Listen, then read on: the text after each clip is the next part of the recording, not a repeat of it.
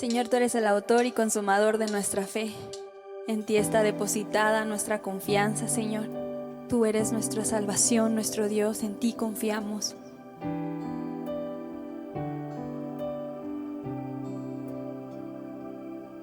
Tu amor hace el sordo oír, y hoy tu amor rompe la maldición. Y hoy tu amor quita la enfermedad. Y hoy tu amor libera de adicción. Y hoy yo creo en ti. Eres Dios desde ayer y hoy y por siempre.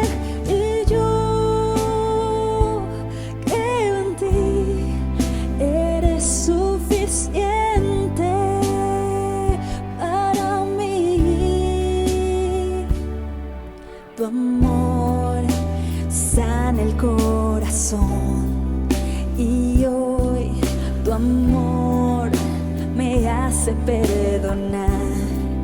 Y hoy tu amor transforma mi pensar. Y hoy tu amor da vida a lo que muerto está. Y hoy yo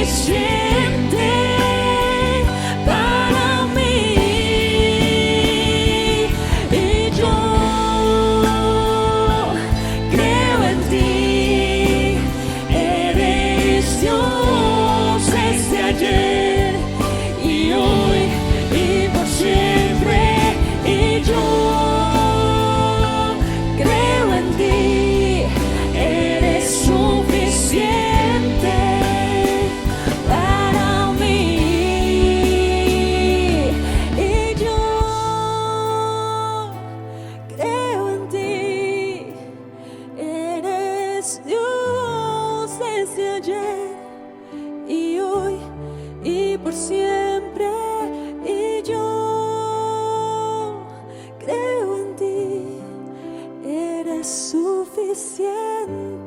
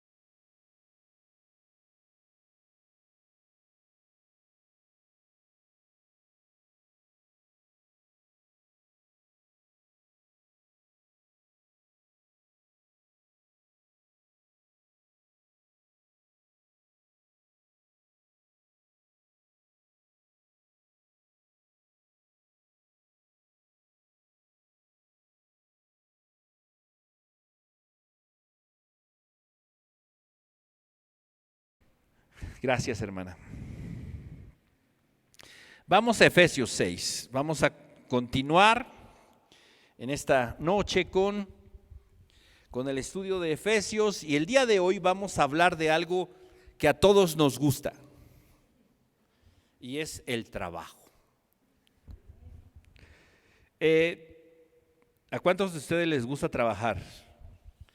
No sé cuántos se acuerdan de una canción. Yo me acuerdo de una canción que cantaban, escuchaban de repente en algún disco, en alguna cosa de estas, mi papá, ¿no? Que era el Negrito del Batey. No sé cuántos de ustedes conocieron esta canción, ¿no? El Negrito del Batey dice que decía que el trabajo es un castigo, ¿no? El trabajar yo se lo dejo todo al buey, ¿no? ¿Por qué? Porque el trabajo lo hizo Dios como castigo. Y a veces nosotros como cristianos sí creemos que el trabajo es una maldición, ¿no? Y aunque es parte de lo que se afectó por la maldición, el trabajo no es una maldición. Vamos ahí a Efesios capítulo 6 y vamos a leer lo que nos dice el apóstol Pablo en esta parte.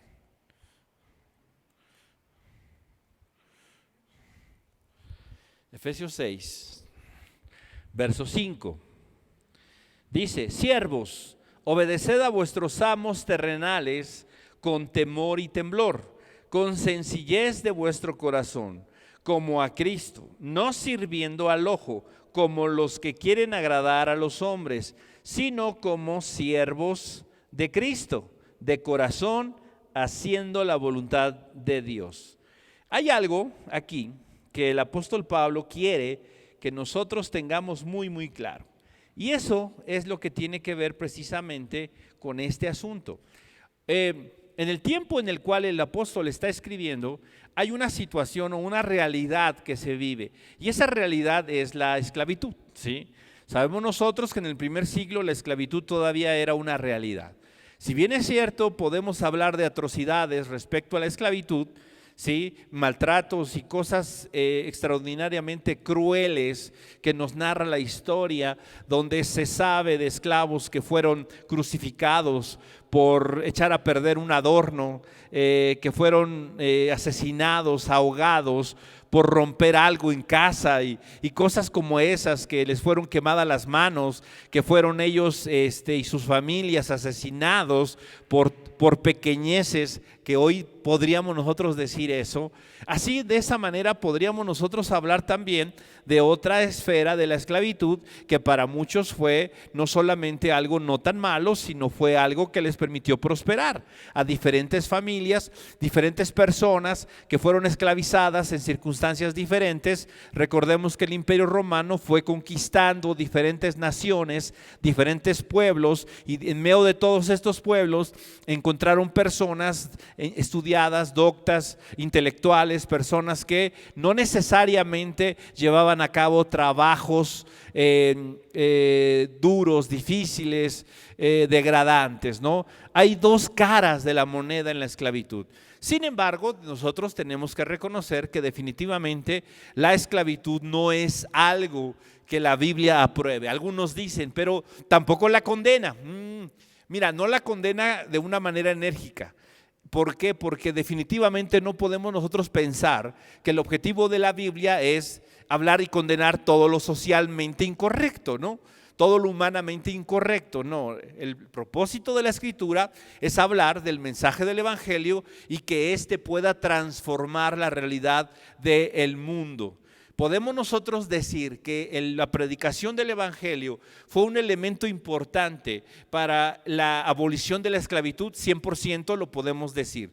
No solamente en los Estados Unidos, sino en Europa y en muchos otros lugares donde la Biblia comenzó a ser enseñada, la esclavitud fue un asunto que terminó desapareciendo. Si bien es cierto, surgieron otros problemas, relaciones laborales, abusos de patrones y cosas por el estilo, podemos nosotros decir que el Evangelio, la palabra de Dios, fue un instrumento que Dios usó para transformar el entorno de estas realidades. Ahora, hoy en nuestros días no estamos lidiando con la esclavitud, por lo menos no con este tipo de esclavitud.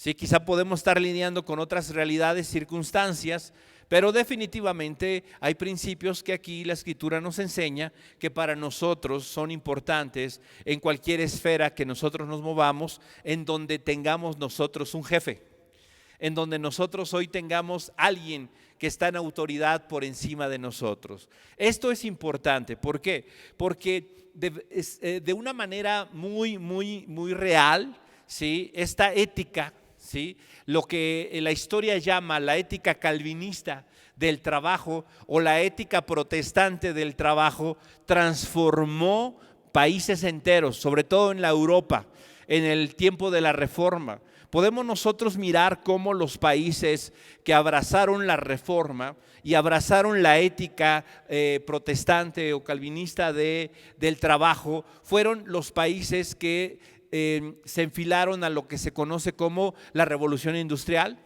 El capitalismo surgió precisamente en naciones como estas, en donde la ética protestante del trabajo generó riquezas.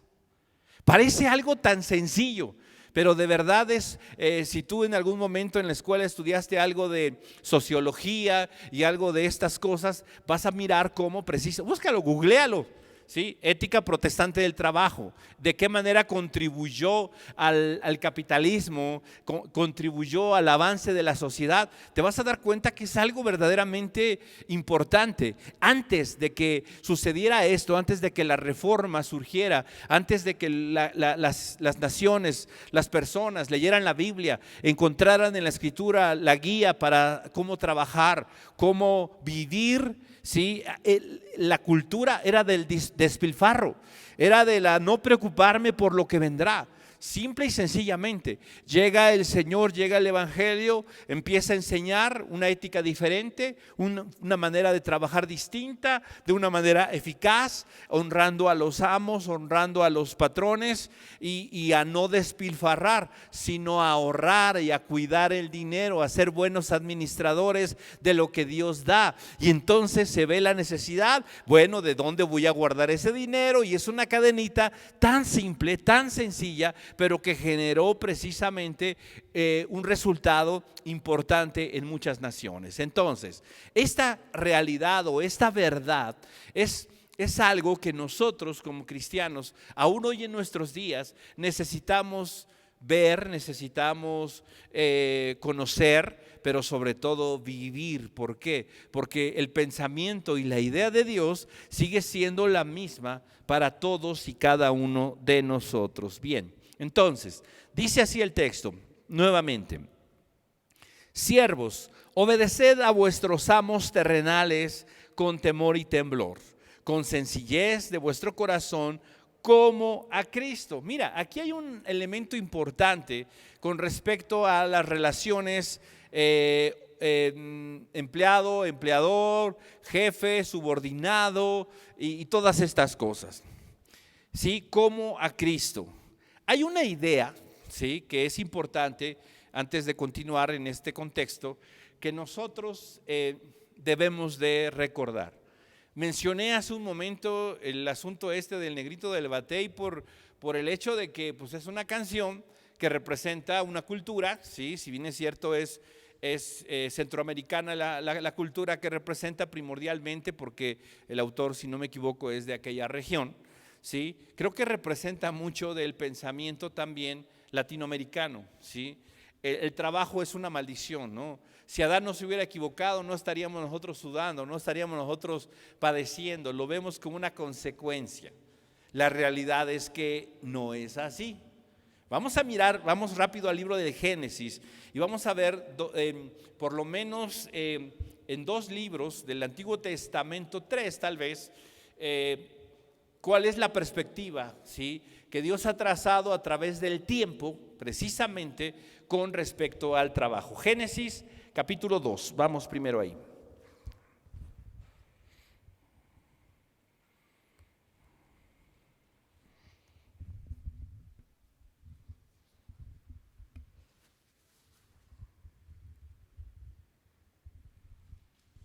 ¿Ya lo tenemos?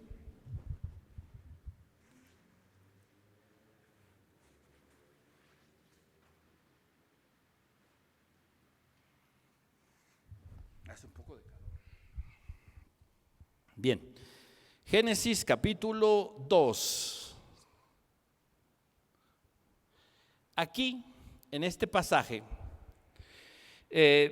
nosotros encontramos cómo sucedieron las cosas. Dice el verso 4: estos son los orígenes de los cielos y de la tierra cuando fueron creados.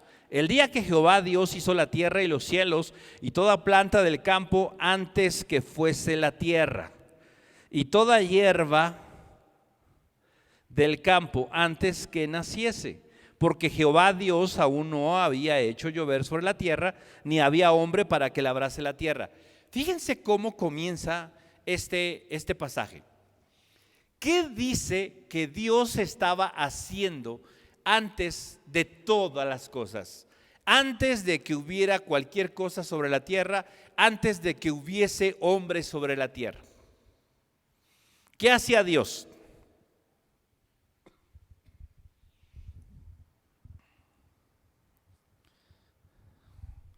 ¿Qué estaba haciendo Dios? Miren, vamos a leer este mismo texto, vamos a leerlo en NTV para que nos ayude un poquito. Dice: este es el relato de la creación de los cielos y la tierra, cuando el Señor Dios hizo la tierra y los cielos. No crecían en ella plantas salvajes ni grano, porque el Señor Dios no había enviado lluvia para regar la tierra, ni había personas que la cultivaran. ¿Qué es lo que sucedió? Antes de que el hombre trabajara la tierra, ¿quién ya la había formado? Dios ya trabajaba desde antes y establece y dice que no estaba todavía el hombre para que la trabajara. ¿Sí? Dios ya había formado, ya había hecho.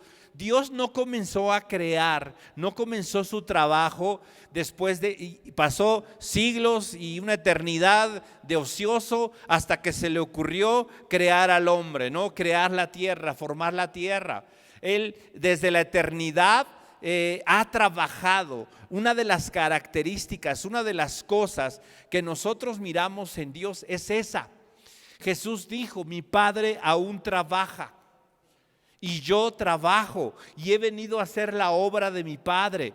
Leemos, por ejemplo, en el libro de Proverbios, ¿sí? Cuando se figura la sabiduría como algo representativo de Jesucristo, miramos cómo la sabiduría estaba desde antes de que todo fuera creado. ¿Sí? Antes de que todo lo que conocemos fuese hecho, ya Dios estaba laborando, trabajando, haciendo planes y en medio de toda una circunstancia de trabajo. Ahora, ¿qué fue lo que dijo Dios? Ahí mismo, capítulo 2.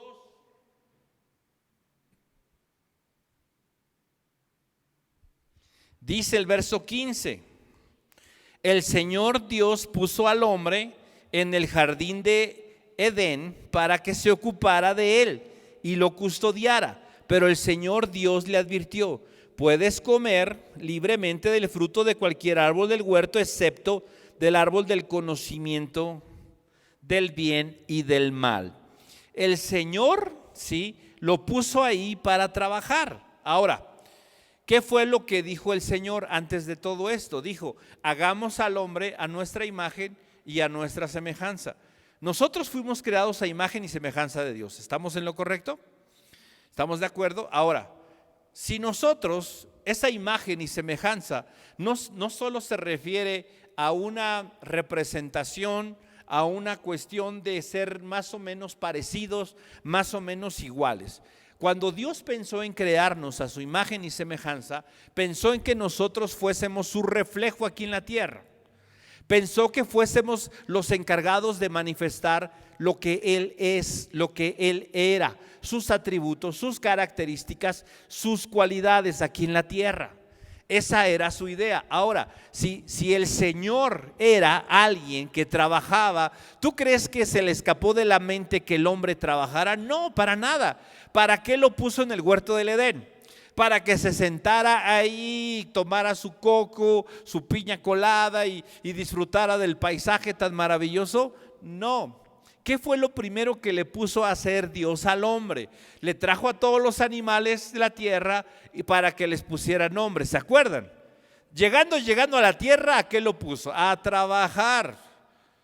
¿Sí? Y encontramos nosotros precisamente lo mismo. ¿Sí? Sí, vamos nosotros, capítulo 2.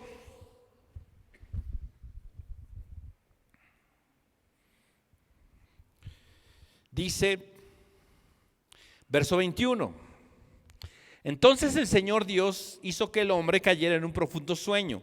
Mientras el hombre dormía, el Señor Dios le sacó una de sus costillas, cerró la abertura. Entonces el Señor Dios hizo de la costilla una mujer y la presentó al hombre. Al fin, exclamó el hombre, esta es hueso de mis huesos y carne de mi carne. Ella será llamada mujer, porque fue tomada del hombre. Esto explica por qué el hombre deja a su padre y a su madre y se une a su esposa, y los dos se convierten en uno solo. Ahora bien, el hombre estaban desnudos y no se avergonzaban.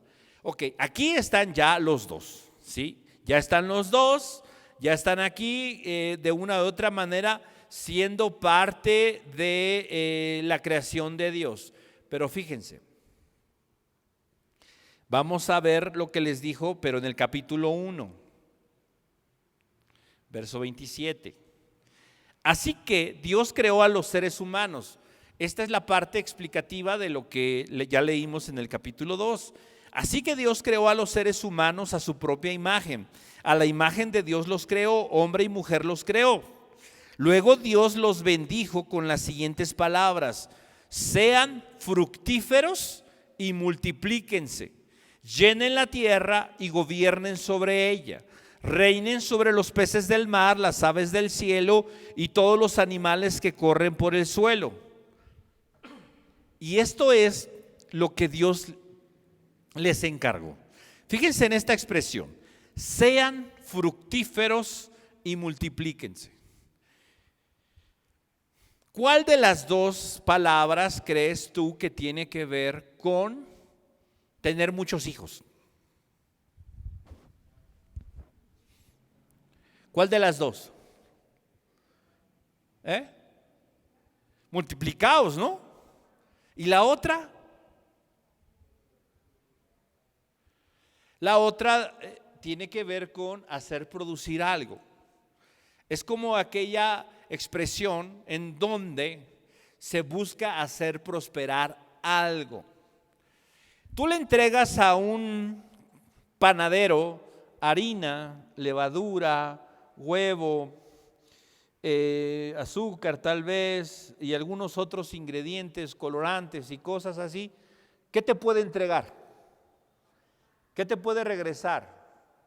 Desde un bolillo hasta un pastel, ¿no? Según su habilidad, su capacidad, su conocimiento, según lo que él desee también. Esto es fructificar.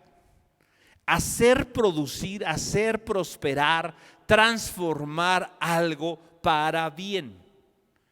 Eso es fructificar. Dios le encargó al hombre que fructificara, que le entregó toda la tierra. Le dijo: aquí está la tierra, vas a señorear sobre ella, sobre los animales, sobre las bestias, sobre esto, sobre aquello. Tienes que transformarla para bien, para producir, para que sea fructífera. Y cabe señalar que aquí el hombre todavía no ha caído. Aquí el hombre todavía no ha pecado. Aquí no ha venido la maldición. Aquí estamos en paz con Dios. Aquí la humanidad disfruta de la presencia de Dios. Y aquí la humanidad ya trabaja. ¿Sí? ¿Qué pasó? Bueno, capítulo 3.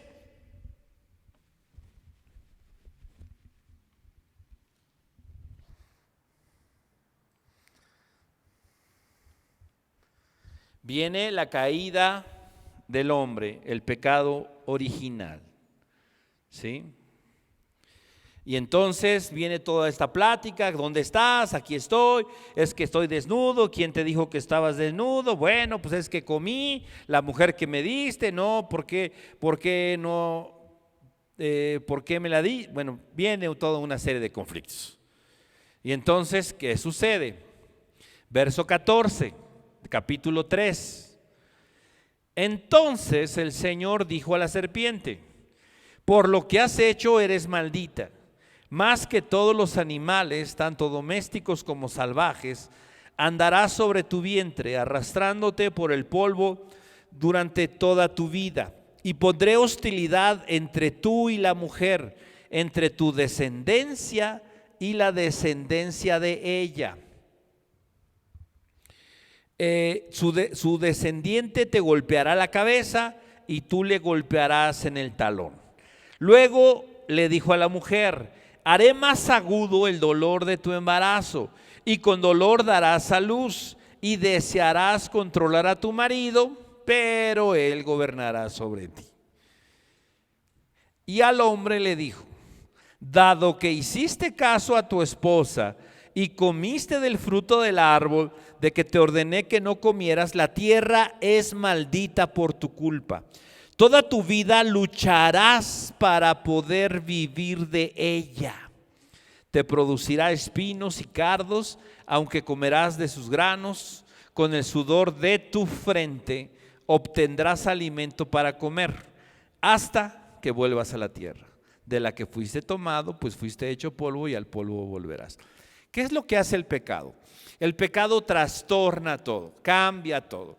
Antes era: esta es la que yo necesitaba, el hueso de mis huesos, la carne de mi carne, qué hermosura, qué preciosidad. Y luego ya después del pecado, ella es la culpable de todas mis desgracias. Si no me la hubieras traído, yo seguiría en paz contigo. ¿No fue lo que le dijo Adán a Dios respecto a Eva?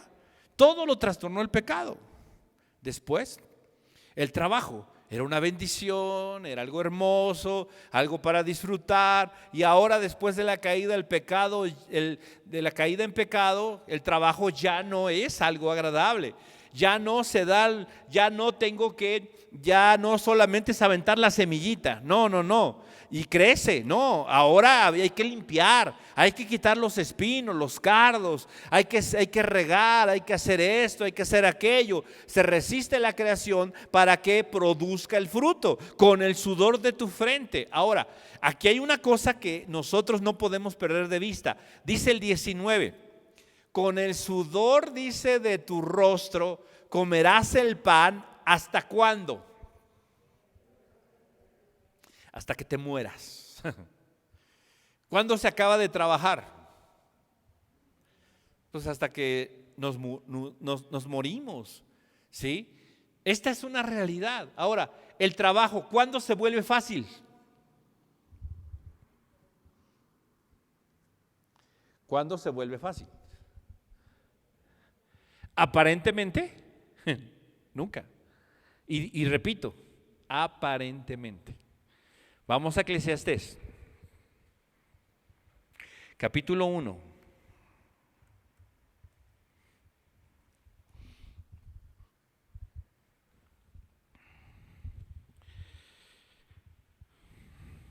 Dice así, capítulo 1, verso 1. Recuerden, yo les estoy leyendo la NTV, ustedes síganla ahí su versión. Y dice así: estas son las palabras del maestro, hijo del rey David y gobernante de Jerusalén. Nada tiene sentido, dice el versículo 2, dice el maestro, ningún sentido en absoluto. La versión 60 dice así: vanidad de vanidades, dijo el predicador, vanidad de vanidades, todo es vanidad. Ahora, cuando dice aquí todo es vanidad, ¿a qué se está refiriendo? ¿Saben cuál es el significado de todo en el hebreo aquí? Todo en hebreo es todo. Lo mismo que en español y que en cualquier idioma. Es todo. Ahora, ¿podríamos decir que el trabajo está incluido dentro de ese todo? Sí. Sí y sí. Ahora, ¿por qué? Verso 3, miren. ¿Qué provecho tiene el hombre de todo su trabajo con que se afana debajo del sol? ¿Qué obtiene la gente con trabajar tanto bajo del sol? Dice la NTV. Las generaciones van y vienen, pero la tierra nunca cambia. El sol sale y se pone y se apresura a dar vida, a dar toda la vuelta para volver a salir. El viento sopla, todo. Empieza a describir todo lo que sucede en este mundo. Y resulta que definitivamente aún el trabajo dentro de este mundo caído, donde el pecado vino a trastornar todo, viene a ser una vanidad. El fruto del trabajo es algo que definitivamente es complicado de mirar con buenos ojos. Sucede que trabajas toda la vida para aparentemente disfrutar y acabas no disfrutando. Y como trabajaste y dejaste de disfrutar para disfrutar, y tú piensas y dices, bueno, por lo menos trabajé para que mi familia disfrutara, y a veces eso ni siquiera sucede. Yo te aseguro una cosa, ¿sí? Tu familia estaría más a gusto teniéndote cerca que disfrutando el fruto de tu trabajo. Pero bueno, son cosas de verdad que son difíciles de entender, y por eso dice el predicador: vanidad de vanidades, todo es vanidad. Seguimos ahí, pero vamos al capítulo 2.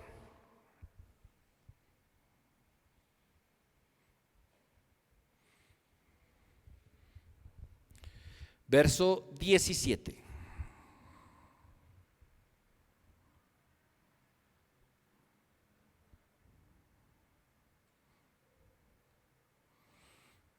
¿Ya lo tenemos? Y dice así, dice no, o sea, no dice no me gusta, me cuesta trabajo, me es un poquito desagradable, no, dice aborrecí. Otras versiones dicen odié. De hecho, la NTV dice un poquito así más o menos, por lo tanto llegué a odiar la vida. ¿Sí? ¿Por qué? Porque la obra que se hace debajo del sol me era fastidiosa, por cuanto todo es vanidad y aflicción de espíritu. Mira, para el predicador, ¿estamos hablando de quién? Estamos hablando del rey Salomón, ¿sí? Un trabajo de rey así de primera instancia, ¿se te haría a ti aburrido? Bueno, pues estar probando vino, estar probando manjares, estar decidiendo qué capa me pongo, si la dorada, la plateada, qué zapatos me voy a poner, estar pensando a dónde voy a viajar, con qué voy a adornar mi palacio. Tú dices, esa será una vida de placer y una vida en donde, ¿qué me voy a estar preocupando? Porque si tengo para pagar esto, para aquí, para allá. Tú dices, eso sería descansar. Pues mira nada más lo que dice el rey, que no solamente es cualquier rey, sino el rey que tuvo mayor riquezas y mayor poder en Israel. Aborrecí tanto la vida, porque la obra que se hace debajo del sol me era fastidiosa, por cuanto todo es vanidad y aflicción de espíritu. Verso 18. Llegué, les voy a leer ya a partir de aquí, en la NTV, ustedes síganla en su versión, dice: llegué a odiar todo el trabajo que hice en este mundo, porque tengo que dejarles a otros lo que yo he ganado. Y quién sabrá si mis sucesores serán sabios o necios. Sin embargo, ellos se van a apoderar de todo lo que yo he adquirido bajo el sol a través de mi destreza y esfuerzo. ¡Qué absurdo! Así que, desilusionado, me di por vencido y cuestioné el valor de todo mi duro trabajo en este mundo. Algunas personas trabajan con sabiduría, conocimiento y destreza, pero luego tienen que dejarle el fruto de su labor a alguien que no ha trabajado para conseguirlo. Eso tampoco tiene sentido, es una gran tragedia. Entonces, ¿qué gana la gente con tanto esfuerzo y preocupación en esta vida? Sus días de trabajo están llenos de dolor y angustia. Ni siquiera de noche pueden descansar la mente. Nada tiene sentido. Y tú dices, pobre cuate, o sea, ¿de qué trabajó ese trabajo de rey? Lo dejó mal, lo dejó dañado. ¿Cuántos de nosotros en algún momento de nuestra vida no llega la noche y seguimos pensando en nuestro trabajo y seguimos pensando en lo que hicimos, no hicimos, en lo que tenemos, en lo que no tenemos, en que debería de tener un mejor trabajo, en que debería de tener un mejor sueldo, en que debería? Y esta es la realidad de muchos de nosotros en algún momento, en algún punto, ¿sí? Tengamos o no tengamos un buen o mal trabajo. Esa es una realidad. Dice después en el verso 24. Entonces, llegué a la conclusión de que no hay nada mejor que disfrutar de la comida y la bebida y encontrar satisfacción en el trabajo. Ah, caray, por fin. Primero dices que odias tu trabajo y que es de lo peor y que no lo aguantas y que nada que ver y que eso de trabajar para que otro coma y se beba lo que tú trabajaste y todo esto. ¿Qué cambió? ¿Por qué ahora dice aquí el predicador, sabes que lo mejor que puedes hacer es disfrutar de la comida, de la bebida, encontrar satisfacción en el trabajo? Fíjate lo que dice después. Luego me di cuenta de que esos placeres provienen de la mano de Dios. ¿Qué es lo que hace la diferencia entre la primera perspectiva y la segunda? Dios. Dios es lo que hace la diferencia. ¿Sí? Cuando tú tienes la perspectiva, cuando Dios no está en tu vida, cuando tienes la perspectiva de la caída, el resultado y el efecto de la maldición por el pecado, ¿sí? Cardos, dureza, aflicción, cosas por el estilo. Eso es lo que sucede. El trabajo es una maldición, es el resultado, y sudar e ir contracorriente y el esfuerzo y esto y las horas de trabajo y todo es aflicción. No, me gustaría no tener que trabajar, me gustaría no tener que hacer nada, ¿sí? Pero ¿qué cambia? Dice que entonces se dio cuenta él de algo y de una realidad. Y esa realidad es que no se puede disfrutar nada en este mundo si no es con la presencia de Dios en tu vida. Y eso es lo que hace toda la diferencia. Vamos a ver qué dice el Salmo 128.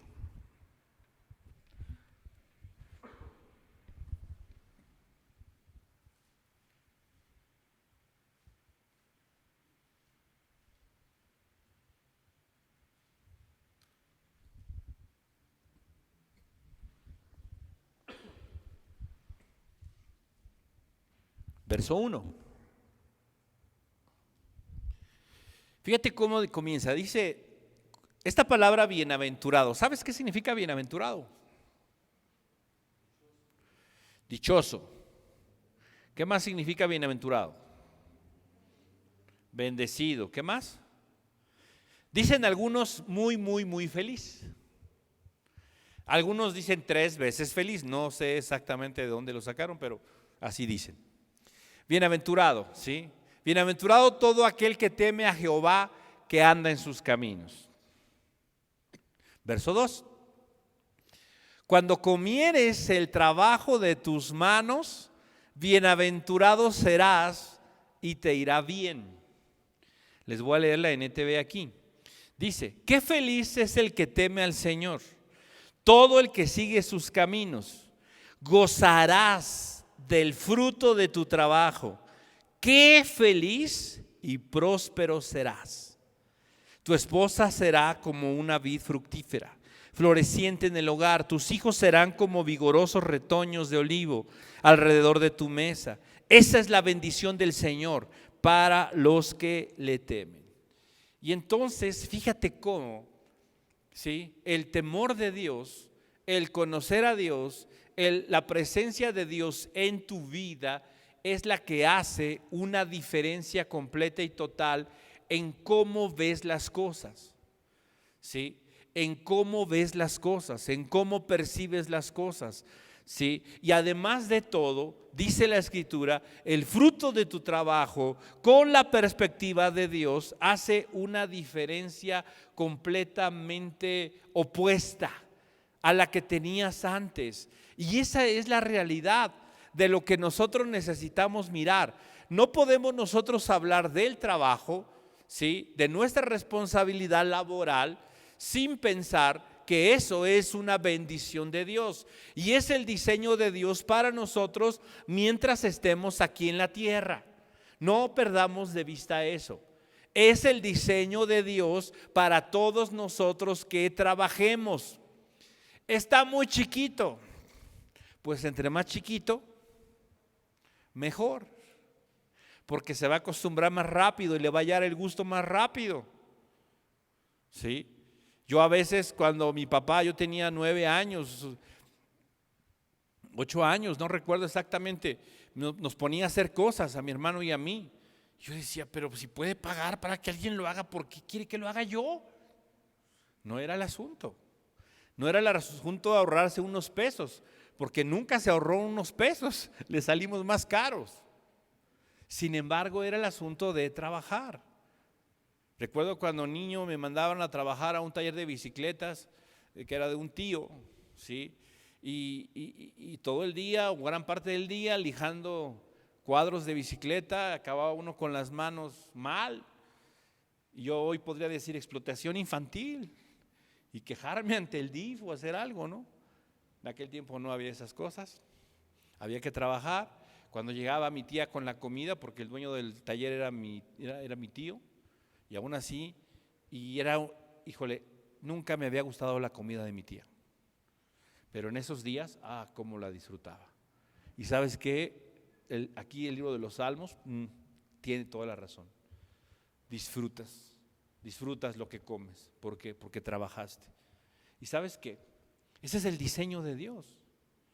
Ese es el diseño de Dios. Puedo decir que mi papá desde niño me enseñó a trabajar, ¿sí? Y no tengo problema. Y fue bueno para mí, yo se lo agradezco, ¿sí? Yo se lo agradezco y lo que me enseñó y lo que me ayudó, me ponía a pintar, me ponía a hacer esto. Y ya cuando fui adolescente con mis amigos, pues hay que sacar dinero. ¿Y de dónde sacamos dinero? Pues vamos a pintar casas, vamos a lavar tinacos, vamos a hacer algo. Y de eso vivíamos, sobrevivíamos, pintando casas, lavando tinacos, pintando negocios y cosas por el estilo.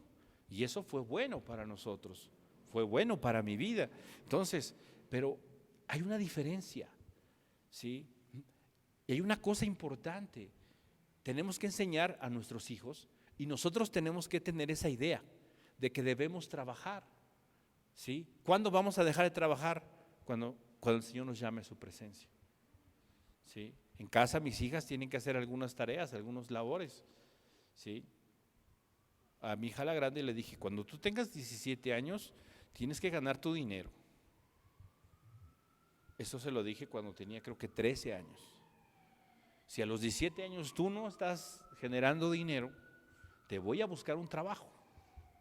Hoy tiene 16. Ya empezó su negocio. Y la chiquita hace rato decía, papi, ¿yo qué voy a hacer? Me voy a poner a hacer algo, dame algo para vender. ¿Por qué? Porque ve a la otra que ya está generando, ya está trabajando, ya está pensando en qué se va a comprar, ya está pensando en qué va a hacer cuando le paguen. Y ella dice, papá, ¿y yo por qué no? Pues hija, pues ahora sí que tú sabes. Y eso es algo que nosotros debemos de saber. El trabajo, sí, es por necesidad. Y la mayor parte de las veces trabajamos por necesidad. Pero es parte del diseño de Dios para nosotros, que podamos ser fructíferos, que podamos ser fructíferos. Si no estamos trabajando en una empresa, en algún lugar, tenemos que hacer algo en casa. No podemos estar de ociosos, ni podemos permitir que nuestros hijos estén de ociosos en casa. Tenemos que enseñarles, tenemos que impulsarlos a que trabajen, a que se esfuercen, ¿sí? A veces habrá oportunidad de que se ganen un dinerito, a veces no, es parte de su obligación, es parte de su responsabilidad. Tenemos que enseñarles eso también, pero debemos estimularlos de esa manera. ¿Por qué? Porque hay bendición en eso. Bien, vamos a regresar al texto para terminar.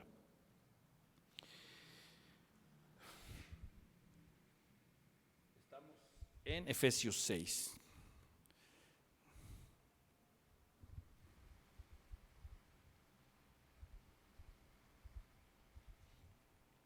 Entonces dice, siervos, ¿sí? Nos dice la actitud con la que debemos obedecer a vuestros amos terrenales. ¿Cómo?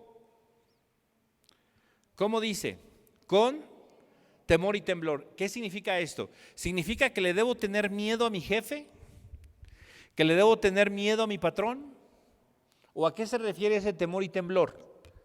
¿Se referirá a temor humano? ¿O a qué tipo de temor se referirá?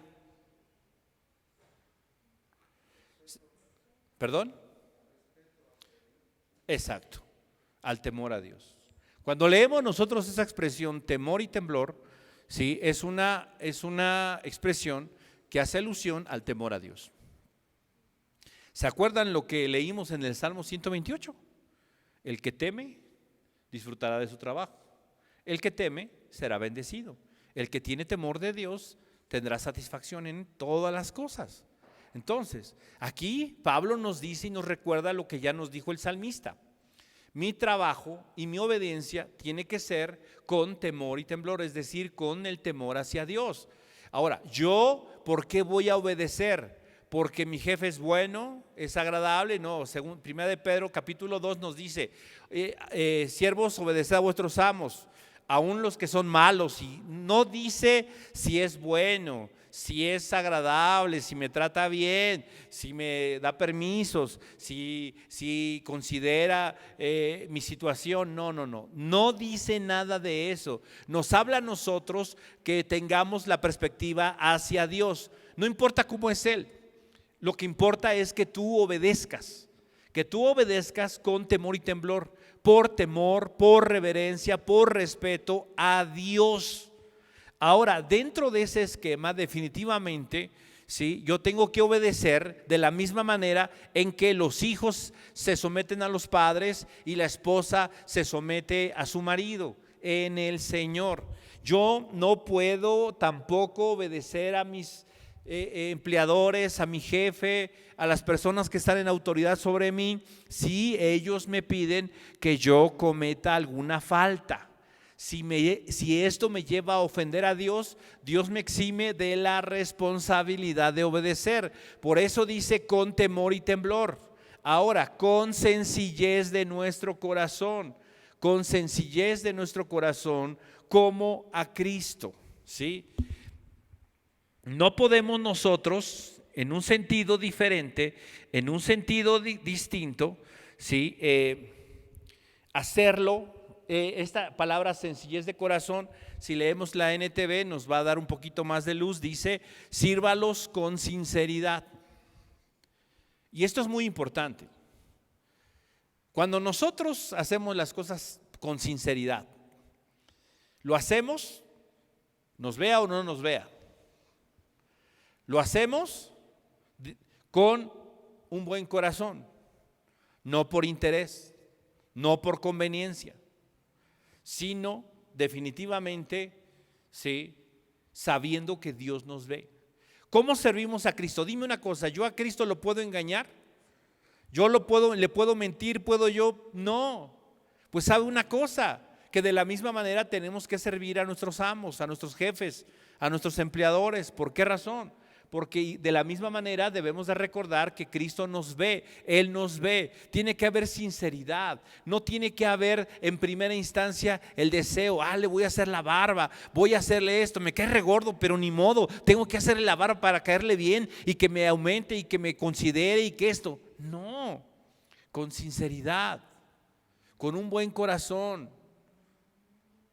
Esto es lo que Pablo está diciendo. Siguiente verso, verso 6. No sirviendo al ojo, ¿sí? Como los que quieren agradar a los hombres, sino como siervos de Cristo. Lo que decíamos hace un momento. Me ve, trabajo. No me ve, no trabajo. Y esto no es bueno delante de Dios. Delante de Dios esto no es bueno. Tal vez tu jefe no se ha dado cuenta que haces otro trabajo en las horas que te corresponde trabajar para él. Tal vez tu jefe no ve que te haces patito haciendo cosas que no debes, o perdiendo el tiempo, distrayéndote. Pero ¿sabes qué? Hay alguien que sí te ve, y ese es Dios. Y él definitivamente no se agrada de eso. Somos siervos de Cristo. Aún trabajando soy siervo de Cristo. El siervo de Cristo no descansa de lunes a sábado. El siervo de Cristo es siervo de Cristo de domingo a lunes. De lunes a domingo, perdón. Sí, nomás de domingo a lunes, pues ya, ¿no? No, de lunes a domingo. Todos los días de la semana, los 365 días del año, como siervos de Cristo, de corazón, haciendo la voluntad de Dios. Siguiente verso. Sirviendo de buena voluntad como al Señor y no a los hombres. ¿Okay? Entonces, la misma cuestión. Si nosotros no hacemos esto, entonces Dios nos está agradando de nosotros. Trabajen con entusiasmo, como si lo hicieran para el Señor y no para la gente. Esto es muy importante. Échenle ganas. Échale ganas al trabajo. Está espantoso. Está difícil, pero hay que echarle ganas. Hay trabajos que de verdad, híjole, uno dice, ¿cómo le hacen? ¿Alguna vez has participado, has trabajado, has visto el trabajo que desarrollan algunas personas, los albañiles? Yo digo, híjole, Señor, mi papá se dedicó a la construcción muchos años como contratista, y en una época mía de adolescente, de rebeldía y cosas así, me metió a trabajar porque dijo, tú tienes que aprender a trabajar. Y yo decía, es fácil. Ajá, fácil. No, Padre Santo, esos días no me quedaban ganas de salir a la calle con mis amigos, porque acababa uno muerto. Recuerdo cuando ya en tiempos de preparatoria, ya conociendo al Señor, igual, con unos amigos cristianos ya, para poder tener recursos para compartir con otros, nos íbamos a pulir coches, encerar autos. En aquellos años no había las ceras milagrosas que hoy hay, que sacan brillo en una patada, 2 patadas. En aquel tiempo era pulir con polish, con gasolina y con cosas así. Y teníamos nosotros una broma que hacíamos cuando estábamos, ya te quedó el brazo de simio, ya casi, ¿no? Pues después de estar ahí sobando la lámina, te quedan los brazos así, no los puedes levantar, no los puedes mover. Pero nos íbamos contentos cuando nos pagaban. Sí, no es fácil, pero hay que hacerlo, echarle ganas, hacerlo de buena voluntad, de buena gana, sabiendo que de esa manera estamos honrando y glorificando a Dios. Eso es importante. Es difícil, es complicado, pero es bueno delante de Dios. Yo creo que vamos a dejar aquí. Continuamos la semana siguiente, terminamos del 7 al 9, que aquí viene la parte de los empleadores. Sí, yo soy trabajador, pero también necesito escuchar lo que Dios tiene que decirme con respecto a los empleadores. Y alguno dirá, yo no tengo trabajadores. No, ¿cómo no? Quien te embolsa las cosas en el súper no es un trabajador que te da un servicio. El famoso viene no es un trabajador. El que de repente te recoge la basura, no, ese trabaja para el municipio y mis impuestos lo cubren su salario. Aquí debemos tener una perspectiva bíblica, correcta, en medio de todo esto. Así que lo dejamos esto para la siguiente semana. Vamos a orar. Señor, te damos gracias en esta tarde, en esta noche, Dios, por la oportunidad, por la bendición, Señor, que nos concedes de conocerte, de que tu Hijo Jesucristo sea una realidad en nuestra vida, porque nuestra vida sin Cristo no tiene sentido, no tiene propósito, Señor. Como dice el predicador, todo sería vanidad, todo sería gravoso, todo sería engorroso, todo sería difícil, Señor, en este mundo, definitivamente. Mas Cristo ha hecho la diferencia en nosotros. Podemos vivir y disfrutar, Señor, de una forma diferente y distinta las realidades y aún los problemas, las dificultades, las adversidades, y en este caso específico el trabajo, Señor, porque tú estás con nosotros. Ayúdanos a tener una perspectiva correcta, saber que cuando estamos nosotros trabajando también te estamos sirviendo, y que por medio de nuestro trabajo te podemos honrar, por medio de la actitud que tengamos en nuestro trabajo, de ser responsables, de dar buen testimonio, podemos honrarte, Señor. Podemos brindarte a ti gloria, Señor, por medio de nuestras acciones, Señor. No queremos, Padre, que la gente al mirar nuestro trabajo pueda decir, no me convence, pueda decir, no sé cuál sea su pensamiento y su idea, y su forma de pensar, de ser, pero no me convence. Padre, que nuestro trabajo, nuestras obras puedan reflejar a un Dios vivo, a un Dios verdadero, a un Dios santo, a un Dios poderoso, a un Dios de gracia, Señor, a un Dios único, Señor. Que podamos ser buen testimonio, que podamos ser luz en la oscuridad de este mundo, Señor, por medio de lo que hacemos, de nuestro trabajo, que pueda ser excelente, que pueda ser bueno, que pueda ser dedicado, que pueda ser sincero, que pueda ser con buena actitud, como sirviéndote a ti, Señor, no al ojo, no al hombre, no buscando lo que el hombre pueda darnos, sino sabiendo que de esta manera te servimos a ti, Señor. Cada uno en la esfera que nos ha tocado trabajar, en una empresa, en un negocio, en casa, sirviendo a los demás, trabajo remunerado o voluntario, Señor, cualquiera que sea lo que desarrollemos, no permitas que nuestra vida sea una vida ociosa, porque de ahí vienen los malos pensamientos, de ahí vienen las cosas que arruinan el corazón y desvían la atención de ti, Señor. Ayúdanos a vivir en obediencia, en orden, disfrutando y gozándonos en la labor que tú nos has entregado en este mundo, sabiendo que lo que hacemos aquí, Dios, será temporal. Y cuando estemos delante de ti, Señor, nuestro trabajo, nuestra labor será disfrutar de ti y adorarte por la eternidad. Gracias por tu palabra y por la oportunidad, Señor, de meditar en ella, en Cristo Jesús. Amén.